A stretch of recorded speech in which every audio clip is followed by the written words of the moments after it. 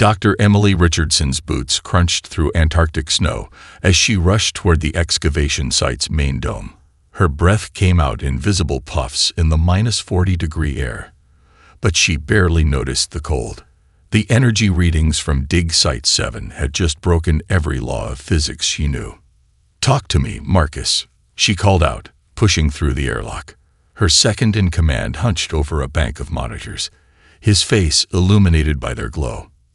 "You need to see this, M," Marcus Hayes said, not looking up. "The energy signature's unlike anything in our database. It's pulsing." She was about to respond when every screen in the command center flickered simultaneously. The satellite feed they'd been using to communicate with the outside world crackled with interference before resolving into a crystal-clear image that made her blood run cold. A massive ship had appeared in high Earth orbit, its hull gleaming with an otherworldly metal that seemed to drink in sunlight.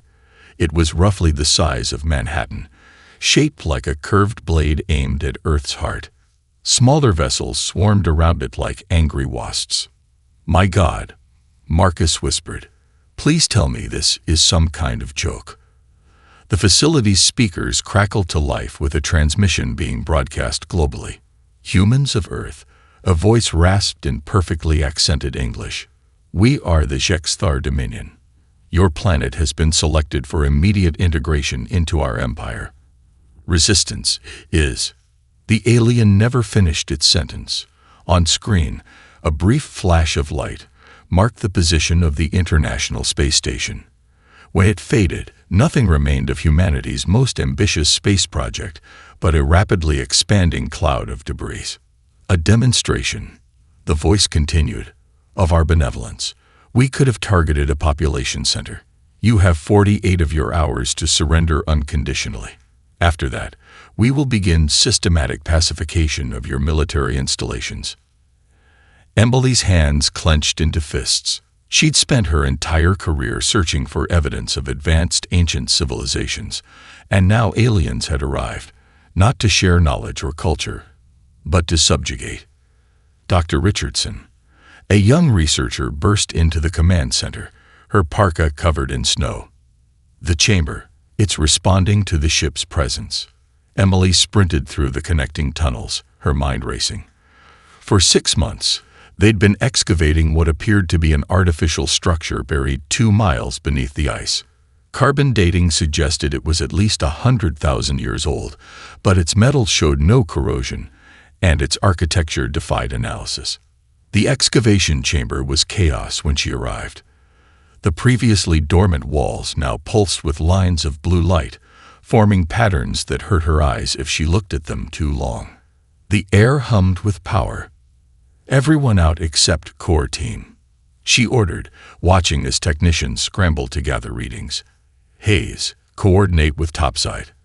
I want to know the second those aliens make any move toward Antarctica." As the chamber cleared, Emily approached the central pedestal they'd uncovered just days ago. Its surface was etched with symbols that matched fragments found at dig sites across Earth, writings that suggested humanity's history was far older and stranger than anyone had imagined. The pedestal's markings were glowing now, and as she watched, they began to shift and change. A holographic display burst to life above it, showing a 3-dimensional star map with Earth at its center. Red lines traced the path of the Jexthar ship's arrival. "It's been waiting," Emily breathed, understanding flooding through her. "All this time, it's been waiting for them to return." The chamber's lights pulsed faster, and new symbols appeared on the walls. Emily's team had spent months trying to decipher the ancient language. Now, as if awakened by the presence of humanity's enemies, the translations began appearing in English below the original text. The words made her gasp. "Protocol. Guardian activated. Hostile species. Jexthar identified. Beginning defense grid initialization. Awaiting authorized human operator." Above them, the alien flagship began moving into attack position, but in the depths of Antarctica, humanity's forgotten guardians were stirring to life. The real question was, Could Emily and her team figure out how to use them before it was too late? Emily's fingers flew across the holographic interface as ancient symbols transformed into English before her eyes. Behind her, Marcus coordinated with the surface team while military jets screamed overhead, scrambling to defensive positions. "This can't be right," she muttered, reading the facility's history. According to this, human civilization achieved interstellar travel before the last ice age. The chamber shuddered as another energy pulse rippled through it. New holograms sprang to life around them, showing scenes that defied everything they thought they knew about human history. Vast cities stretched across continents, ships larger than mountains sailed between stars, and humans wielded technologies that seemed more like magic. Marcus called out, his voice tight with urgency. "Pentagon's reporting the aliens just wiped out our entire Pacific carrier group. Didn't even give them a chance to surrender. Just gone." She nodded grimly, her attention fixed on a particular sequence playing out before her. It showed Earth, but not as they knew it. The continents were slightly different, and massive defense platforms orbited the planet. Then came the Jexthar, their ships darker and more organic-looking than their modern counterparts, but unmistakably the same species. "They're not discovering Earth," Emily breathed. "They're coming back to finish what they started." The hologram showed a devastating war. Humanity fought back with weapons that bent reality itself, but the Jexthar's numbers seemed endless. Finally, a last-ditch plan was enacted. Earth's defenders activated some kind of planetary defense system. And then, the recording cut off. "What happened?" Marcus demanded, now standing beside her. "Did we win?" Before Emily could respond, a new voice filled the chamber, artificial, yet somehow warm. Victory was achieved, but at great cost. The defense grid's activation forced a reset of human civilization. Everyone froze. The facility's AI had awakened. "You're saying our ancestors chose to give up their advancement?" Emily asked, her mind reeling. "Why?" The weapon used against the Jexthar utilized human consciousness as its power source, the AI explained. It required the combined mental energy of humanity to operate. The effort burned out humanity's advanced cognitive capabilities. Your species had to evolve them again, naturally. A proximity alarm blared through the facility. On their screens, they watched as 3 Jexthar destroyers entered the atmosphere, heading straight for Antarctica. "They know," Marcus said. Somehow they detected the facility powering up. The AI's voice took on a more urgent tone. "Dr. Richardson, you have been recognized as a viable operator candidate. The defense system requires initialization, but you must understand. Activating it will reveal the presence of all similar facilities worldwide. The Jexthar will respond with maximum aggression." Emily watched as more holograms appeared, showing similar facilities buried beneath the ice of Greenland, the mountains of Tibet, the Amazon rainforest, and dozens of other locations. Their ancestors hadn't just built one facility, they'd created a planetary defense network. "How many humans died in the First War?" she asked, dreading the answer. "Approximately 60% of the population," the AI responded. "But without activation, current projections indicate the Jexthar will eliminate 98% of humanity within the week." The chamber rumbled as the first alien weapons struck the ice above. They had minutes, maybe less. "Show me what to do," Emily said, squaring her shoulders. The central pedestal reconfigured itself, revealing a neural interface helmet. The AI's voice softened. "There is no guarantee you will survive the initialization process. The human brain must prove it can handle the cognitive load of the defense systems." Emily picked up the helmet, studying its ancient yet advanced design. Around her, her team watched in tense silence as the facility shook with another impact. "Survival isn't guaranteed either way," she said, fitting the helmet over her head. "But I'll be damned if I let humanity fall without using every weapon we have." As the neural interface activated, Emily's last conscious thought was a silent prayer that humanity's forgotten guardians still had enough power to save them all. Pain lanced through Emily's mind as the neural interface connected. Her consciousness expanded, touching systems that had lain dormant for 100,000 years. Through the facility's sensors, she felt the Jexthar weapons boring through the ice above, each impact sending shockwaves through the ancient structure. Neural synchronization at 30%, the AI announced. Warning: subject showing signs of cerebral stress. Marcus grabbed her hand as she swayed in the interface chair. Your nose is bleeding. She couldn't respond. Her mind was drowning in information. Technical specifications for weapons that violated physics, star maps showing the locations of lost human colonies, and tactical data about the Jexthar that made her want to scream. "They're feeding on us," she gasped, seeing the truth through the ancient records. Every planet they conquer, every species they eliminate, they harvest the psychic death energies. That's how they power their ships. Another blast rocked the facility. Through newfound sensors, Emily watched the Jexthar destroyers systematically vaporizing the ice sheet above. They were being methodical, thorough.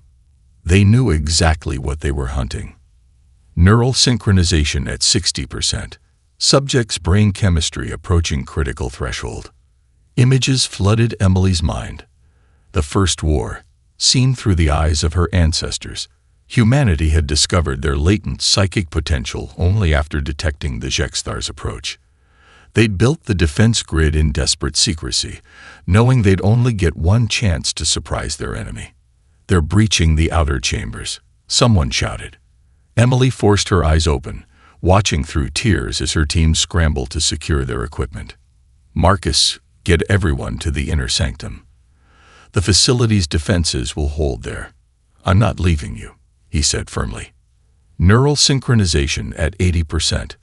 Warning: subject's neural patterns showing signs of permanent alteration. The pain was unbearable now. Emily felt like her skull was being split open, her mind stretched across dimensions she was never meant to perceive. But through the agony came understanding. The facility wasn't just a weapon platform. It was a key to unlocking humanity's dormant potential. Through the facility's communication array, she detected other sites awakening worldwide. In Tibet, ancient machinery hummed to life beneath a monastery. In the Amazon, a structure older than the rainforest itself began powering up. Beneath the ice of Greenland, another facility waited for its operator. Multiple Jexthar capital ships entering atmosphere, the AI reported. They are initiating global strike protocols. Emily screamed as the neural synchronization hit 90%. Her consciousness touched the other facilities, feeling the minds of other operators connecting to their systems. They were all suffering together, paying the price to access their ancestors' power. Look. Marcus pointed at the central hologram.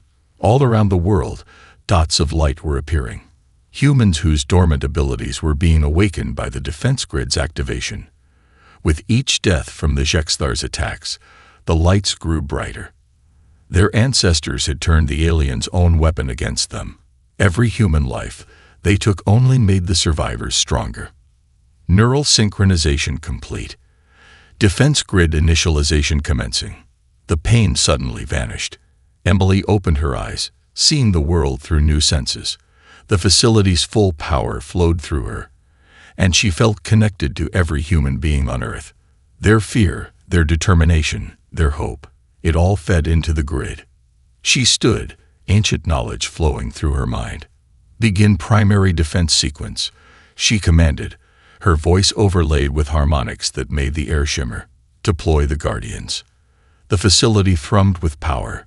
Through walls of solid rock and ice, massive shapes began to rise. Machines built by the ancient humans, powered by consciousness itself. As they awoke, Emily felt the Jexthar's sudden fear. They recognized these weapons. They remembered their defeat. Above the facility, the alien destroyers began to retreat. But it was too late. The Guardians were awake, and humanity was remembering its true power. "Let's remind them," Emily said, her eyes glowing with ancient energy. Why they ran from Earth the first time. The Guardians' emergence had bought them time, but Emily knew it wouldn't last. Through the neural interface, she watched the massive machines engage the HFY destroyers in the skies above Antarctica. The aliens' energy weapons passed harmlessly through the ancient constructs, which existed partially in dimensions beyond normal space. Additional trials required for full weapons authorization. The AI announced. Previous operator protocols mandate comprehensive testing. Emily gritted her teeth. We don't have time for tests. The HFY are attacking cities worldwide. Nevertheless, the AI responded, its tone unchanging. Safeguards cannot be bypassed. Humanity's greatest weapons nearly destroyed your species once. They must not be misused again. The chamber transformed around them. Marcus and the others vanished behind a shimmering barrier as holographic environments materialized. Emily found herself standing in what appeared to be an alien landscape, the neural interface translating the simulation into full sensory input. First trial. Adaptive problem solving. The AI announced. The HFY believe their technology superior because it follows rigid, predictable patterns. Prove humanity's creativity remains their greatest advantage. A HFY war machine materialized before her, a 12-legged walker bristling with weapons. Emily's enhanced mind instantly analyzed its capabilities, but the simulation provided her with only primitive tools, stone, wood, and simple metals. She smiled, understanding the test. The HFY's greatest weakness was their inability to think beyond their technological advantages. Using her new consciousness-enhanced senses, Emily quickly fashioned a series of simple machines. The walker attacked with predictable patterns, but her primitive contraptions used the environment itself as a weapon. A redirected stream undermined its footing. Carefully placed logs created a deadfall trap. Within minutes, the advanced war machine lay destroyed by tools that predated the Bronze Age. Trial completed. Creativity assessment. Exceptional. The environment shifted again. This time, Emily faced a moral challenge. The HFY ship held human hostages, threatening to execute them unless she surrendered the facility. The simulation provided her with enough firepower to destroy the ship, but doing so would kill the prisoners. Second trial. Ethical command assessment. Emily's enhanced mind raced through possibilities.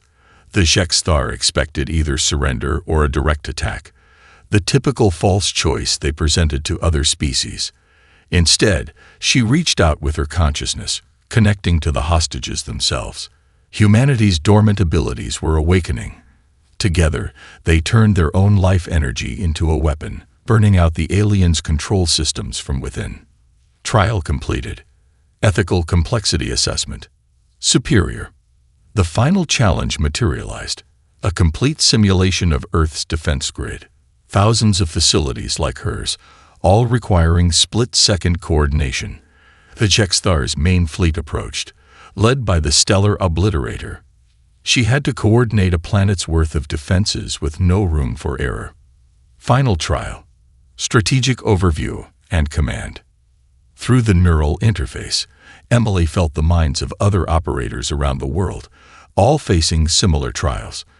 Instead of trying to control everything directly, she created a framework for cooperation. Each operator handled their local sector, their actions synchronized through the shared consciousness, the defense grid enabled. It wasn't just coordination, it was unity of purpose expressed through technology. The simulation ended. Emily found herself back in the chamber, gasping as her mind processed the experience. All trials completed successfully, the AI announced. Full weapons authorization granted. Warning: subjects' neural patterns have been permanently altered. There can be no return to normal human consciousness. Marcus rushed to her side as the barrier dropped. Are you okay? Your eyes. She caught her reflection in a darkened screen. Her irises now swirled with the same energy that powered the facility. I'm more than okay, she said, her voice resonating with new harmonics. I understand now. The HFY aren't just attacking Earth. They're afraid of us, afraid of what we might remember. Through the facility sensors, she detected the stellar obliterator moving into position above the planet. The real battle was about to begin. They should be afraid, Emily said, feeling the full power of humanity's ancient weapons flowing through her. It's time to show them why. Emily stood at the facility's control center, her altered consciousness flowing through the defense grid systems. Through the neural interface, she felt the other operators worldwide. Each of them changed like her. Their minds expanded beyond normal human limits. Above them, the stellar obliterator's shadow darkened the skies over every continent simultaneously, existing in multiple spaces at once. Multiple nuclear launches detected, Marcus reported, monitoring global military responses. Russians, Chinese, Americans, everyone's firing everything they have. Emily watched through enhanced senses as the nuclear missiles approached the alien flagship. The HFY didn't even bother to shoot them down. The warhead simply passed through their dimensional shields, detonating harmlessly in space. They're using fourth-dimensional phase shifting, she said, ancient knowledge flowing through her mind. Conventional weapons can't touch them. The facility thrummed with power as she initiated the first stage of humanity's real defense. Across Antarctica, billions of microscopic machines awakened from their 100,000-year sleep. They rose into the air like a metallic aurora borealis, their quantum-entangled networks coming online. Nanite swarm achieving critical mass, the AI announced, ready for consciousness integration. Emily reached out with her enhanced mind, feeling the other operators doing the same worldwide. The nanites responded to their thoughts, forming impossible geometric patterns in the sky. Reality itself began to warp around the swarm as human consciousness reshaped local space-time. The HFY noticed. Their flagship launched a barrage of energy weapons that could have vaporized continents. But as the beams approached Earth, the nanite swarm intercepted them. Instead of trying to block the attack, the ancient human weapons absorbed it, using the energy to accelerate their own evolution. "My God," Marcus whispered, watching the displays. "They're adapting in real time." Emily smiled grimly. "That's what the HFY never understood about us. We don't just use technology. We help it grow." Through the neural interface, she commanded the swarm to go on the offensive. The nanites flowed upward like rivers of liquid metal, surrounding the alien destroyers in three-dimensional mandalas of impossible technology. Where they touched the HFY ships, reality itself seemed to fray. "Their dimensional shielding is failing," one of her technicians reported. "The nanites are forcing them to stay in normal space." But the aliens hadn't survived for millennia by being predictable. The stellar obliterator's hull shifted, revealing weapon ports that hadn't existed moments before. It fired something that looked like frozen lightning, cutting through the nanite swarms with terrifying efficiency. Pain lanced through Emily's mind as billions of nanites died, their quantum-entangled deaths reflecting through her enhanced consciousness. She felt the other operators worldwide sharing the agony. The HFY pressed their advantage, launching waves of fighters armed with the same weapons. They remembered, Emily gasped, fighting through the pain. They developed countermeasures during their exile. Marcus grabbed her shoulder as she swayed. Your nose is bleeding again." "The neural load." "Doesn't matter." She cut him off, straightening. "Initiate second-stage protocols. Authorization code. Remember Earth." The facility's walls pulsed with new energy as even older systems activated. The nanite swarms began to change, their patterns shifting into configurations that hurt the human mind to observe. Emily felt the consciousness of every dead human who had ever connected to the defense grid, 100,000 years of stored human thought and experience waiting to be unleashed. "You were right to fear us," she whispered, knowing the HFY could hear through their quantum communications. "Humanity isn't just a species. We're an idea that evolves." The swarm surged upward again, now glowing with the combined consciousness of countless generations. Where they touched the alien ships, reality didn't just fray. It transformed. The Jexthar fighters began to dissolve, their matter converting into pure energy that the nanites absorbed and redirected. Above them, the Stellar Obliterator began charging its main weapon. Emily knew they had minutes at most before it unleashed enough power to crack the planet in half.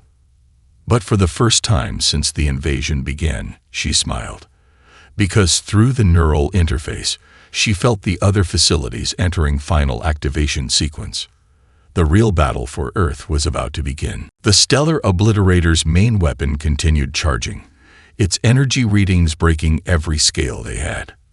But Emily's attention was elsewhere. Her consciousness spread across the global defense network as new revelations flooded her enhanced mind. All facilities reporting full activation, Marcus said, his voice tight with tension. Whatever you're planning, do it fast. Through the neural interface, Emily accessed deeper layers of ancient knowledge. The truth hit her like a physical blow. The facilities weren't just weapon platforms. They were catalysts for human evolution itself. We were wrong about everything, she breathed. The ancient humans didn't build these facilities to fight the Jexthar. They built them to remake humanity. The chamber's holographic displays shifted, showing new data that made even her enhanced mind real. Their ancestors had discovered that human consciousness could directly influence reality, but their bodies and minds weren't naturally equipped to handle such power. The facilities were designed to trigger controlled mutations, awakening abilities that had lain dormant in human DNA for millennia. Multiple quantum signatures detected, the AI announced. Humans worldwide are manifesting advanced cognitive abilities. Warning: genetic stability in affected populations dropping below safe levels. Emily felt it through the defense grid. People around the world suddenly developing impossible capabilities. A mother in Brazil telekinetically lifting rubble to save her trapped child. A teacher in Japan instinctively understanding and speaking every language. A soldier in Egypt perceiving multiple timelines simultaneously. The Jexthar aren't just attacking, she realized. They're trying to stop our emergence, again. The alien flagship's weapon reached 90% charge, but instead of fear, Emily felt a strange calm. Through the neural interface, she connected with the other facility operators worldwide. Their enhanced minds linked together, forming a collective consciousness that spanned the globe. "My God," Marcus whispered, watching the displays. The energy readings, human brainwave activity, is exceeding the combined power output of every nuclear reactor on Earth. Emily stood, her eyes now glowing with pure white light. When she spoke, her voice resonated with the combined power of every activated facility. "You understand now, don't you? Why they fear us so much?" The chamber's walls became transparent, showing the truth about the ancient human empire. They hadn't just mastered space travel. They'd transcended the laws of physics themselves. Each human mind was a potential gateway to higher dimensions, capable of reshaping reality through thought alone. "Stellar Obliterator at 95% charge," the AI warned. "Impact will cause catastrophic planetary damage." But Emily wasn't worried. Through the collective consciousness, she felt the final failsafes releasing in facilities worldwide. The changes that had been triggered in her and the other operators began spreading exponentially through the human population. "They're not our weapons," she said, understanding at last. "We are the weapons. The facilities just helped us remember." Above them, the Stellar Obliterator's weapon reached full charge. But before it could fire, reality itself began to warp. Every human being on Earth, their dormant abilities now awakening, became part of humanity's shared defense. Their combined consciousness created a field of altered spacetime that made conventional physics meaningless. Marcus called out, his own eyes beginning to glow as the changes reached him. "The Jexthar. They're transmitting something. It looks like a memory," Emily finished. "Their memory of the last time humanity awakened." Through the defense grid, everyone connected saw it. The ancient war's true ending. The Jexthar hadn't defeated humanity. They'd fled in terror when they realized what humanity was becoming. The reset of human civilization hadn't been a weapon's side effect. It had been self-imposed, a choice to give their species time to evolve naturally into its new potential. Emily raised her hand, feeling the power of billions of awakening human minds flowing through her. The stellar obliterator's weapon began to fire, but she knew it was already too late for them. Now, she said, her voice echoing through dimensions, let's remind them why they ran. The stellar obliterator's main weapon fired, a beam of concentrated reality-warping energy that could shatter planets. Time seemed to slow as Emily watched it descend toward Earth, her enhanced consciousness processing every microsecond of the attack. But humanity was ready. Through the neural interface, Emily felt billions of awakened minds joining together. Every human on Earth, their dormant abilities now active, became part of a vast consciousness network. Children instinctively understood quantum mechanics. The elderly perceived multiple dimensions. Together, they formed something greater than the sum of their parts. Reality anchor points established. The AI announced, consciousness convergence at maximum potential. The beam struck their combined psychic barrier. Instead of destroying Earth, it entered a loop of cascading quantum events. Each human mind connected to the network added their own twist to space-time, creating a maze of altered physics that trapped the weapon's energy. Impossible. The Jexthar commander's transmission echoed through all frequencies. No species can survive that level of power. Emily smiled, blood trailing from her glowing eyes. We're not surviving it, she responded through the quantum link. We're evolving through it. The trapped energy from the stellar obliterator began flowing into humanity's collective consciousness. Through the defense grid, Emily directed it into the ancient facility's final protocol. Total awakening. Marcus, his own consciousness now expanded, monitored the changes. Human DNA is rewriting itself globally. We're becoming what we were always meant to be. The Jexthar launched their entire fighter fleet in desperate waves. But each attack only fed more energy into humanity's transformation. Where alien weapons struck, humans instinctively bent probability. Children pointed at incoming missiles, turning them into clouds of butterflies. Elderly couples held hands and created shields of crystallized time. You don't understand what you've done, Emily transmitted to the alien flagship. You didn't just wake us up. You reminded us who we are.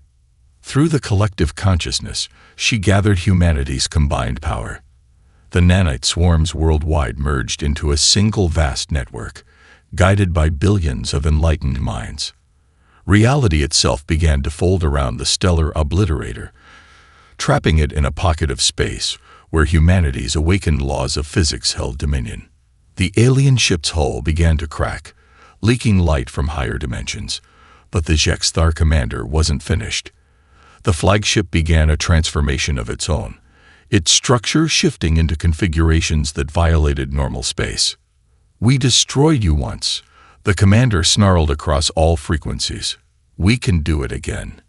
No, Emily responded, her voice carrying the weight of humanity's combined knowledge. You didn't destroy us. We chose to sleep, to wait, to evolve naturally into what we're becoming now. The stellar obliterator fired again, but this time humanity was ready. Every person on Earth contributed their unique perspective to altering its attack. A child's imagination turned the energy to stardust. A mathematician's insight folded space around it. A poet's metaphors became literal reality within the quantum field. Emily felt the strain as she coordinated it all, blood now flowing freely from her eyes and ears. But through the neural interface, she also felt humanity's support. Billions of minds helped carry the burden, each contributing their strength to the whole. Now, she commanded, her voice resonating through dimensions. Let's finish this. The trapped energy from both stellar obliterator attacks collapsed inward.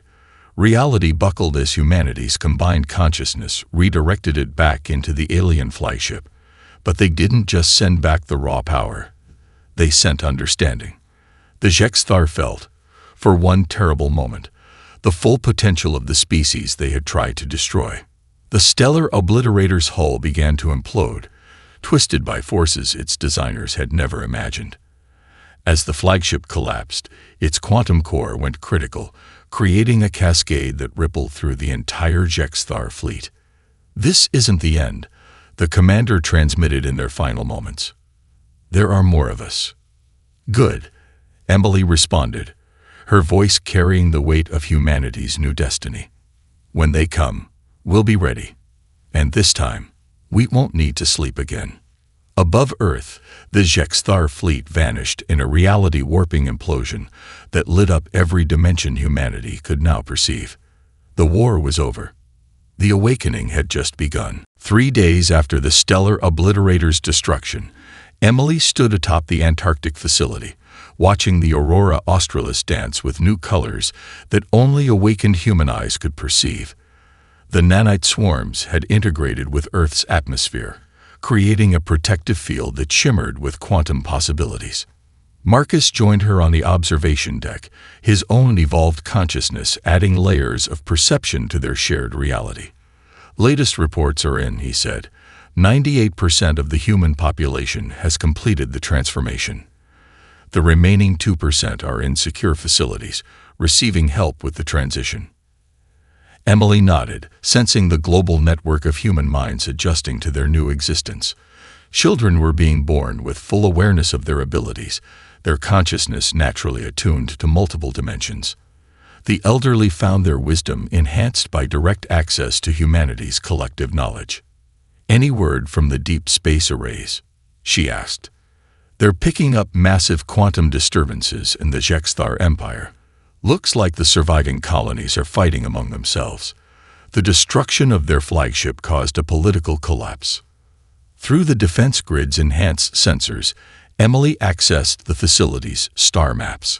Hundreds of points of light marked the locations of ancient human colonies, worlds settled by their ancestors before the first Jexthar War. Many still showed signs of dormant defense facilities, waiting to be reactivated.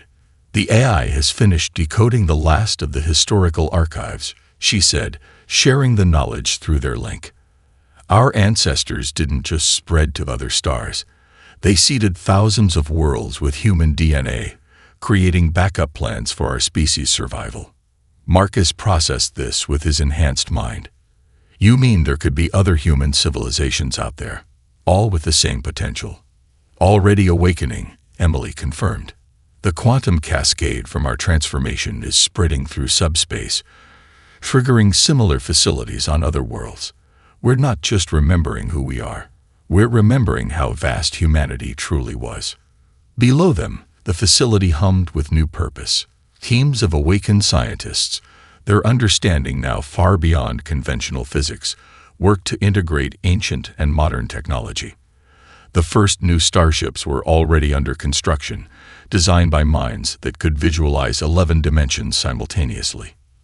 "There's something else," Marcus said, his consciousness brushing against a guarded part of hers. "Something you haven't shared with the others yet." Emily sighed, letting him see the full truth she discovered in the deepest archives. "The Jexthar weren't the first hostile species we faced, and they won't be the last. Our ancestors saw something coming. A threat so vast it made them plant these facilities across thousands of worlds, knowing it would take millions of years for their plan to mature." She shared the vision that had haunted her since the awakening, a darkness between galaxies, patient and ancient, that saw conscious life itself as an affront to existence. The Jexthar had been nothing compared to what waited in the void. But Marcus smiled, surprising her. Through their link, she felt his absolute confidence in humanity's new path. "That's why we needed to evolve naturally," he said. "Why our ancestors gave us time to grow into our power instead of just passing it to us directly." Emily nodded, feeling the truth of it. Around the world, humans were already adapting their awakened abilities in ways the ancients never imagined. Artists created works in dimensional spaces. Musicians composed songs that altered quantum probabilities. Children played games that rewrote local physics. "We're not just reclaiming our heritage," she said. "We're becoming something new, something that even our ancestors couldn't predict. Above them, the first of Earth's new defense platforms took shape, assembled by nanites and human consciousness working in harmony. Soon, humanity would return to the stars, not as conquerors or mere explorers, but as guardians of life itself. Ready to make history? Marcus asked, offering his hand. Emily took it, feeling the future unfold in possibilities too vast for even their enhanced minds to fully grasp. "No," she said with a smile. "Ready to remember it, and then make it better." Together, they watched Earth's new dawn, as humanity took its first steps into an awakened future it would shape together.